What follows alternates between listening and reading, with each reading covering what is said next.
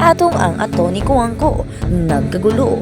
Kung bago ka lang sa channel na ito, huwag kalimutang mag-like, share, comment, and subscribe.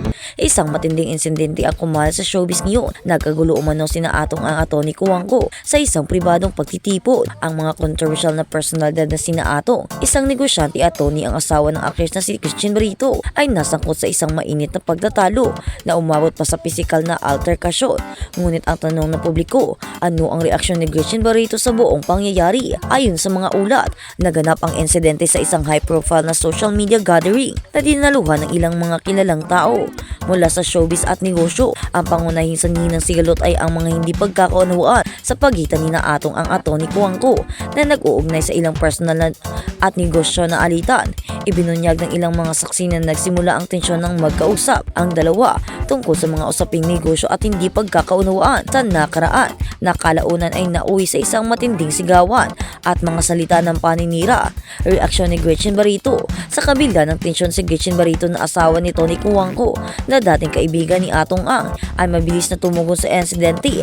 Ayon sa mga naroroon, si Gretchen ay mabilis na tumayo at tumangkili kay Tony habang tinangkanyang mag-awat sa pagitan ng dalawang lalaki. Wala nang magagandang idudulot ang gulo o magandang idulot ang gulo. Kailangan na natin ng tahimik na solusyon. Ang sabi pa ni Gretchen na naririnig o narinig ng mga tao sa paligid. Bagamat madalas na itinuturing na feisty at malakas at personalidad, ipinakita ni Gretchen ang kanyang pagiging matatag at mature sa gitna ng ganitong klaseng tensyon. Ayon kay Gretchen, wala siyang intensyon na pahirapan pa ang mga ugnayan ng kanyang pamilya at mga kaibigan at mas nais na lamang niyang mapanitili ang kaayusan at respeto sa kanilang lahat. Hindi natin kayang magkasama kung palaging may gulo. Dagdag pa niya, ang pag-awat ay mabilis ding nag-intervene ang iba pang mga kasamahan nila sa event. Ngunit si Gretchen na mismo ang umano naging sentro ng sitwasyon at tumulong na mapahupa ang mga emosyon. Sa kabila ng mga sigawan at tensyon, nagpa siya ang aktres at negosyante na itigil na ang alitan at magtulungan na lang upang maayos ang hindi pagkakaintindihan. Inamin ni Gretchen na mahirap ang sitwasyon, ngunit sinasabi niyang mas mahalaga pa rin ang pagkakaroon ng respeto at pag-unawa sa mga oras ng sigalot. Ngayon, ang mga katanungan ay tungkol sa magiging epekto ng insidenteng ito sa relasyon ni na Atong ang Atty. Cuangco.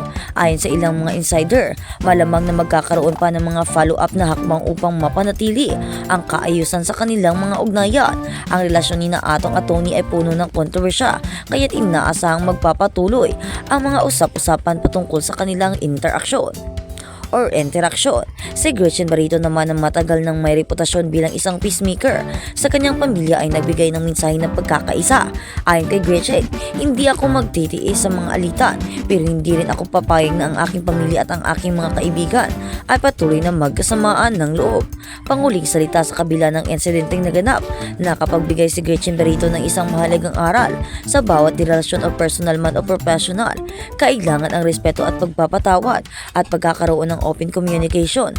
Ang mga salungatan ay hindi maiiwasan, ngunit sa tamang pamamaraan maaari itong malutas at magbigay daan sa mas matibay na samahan.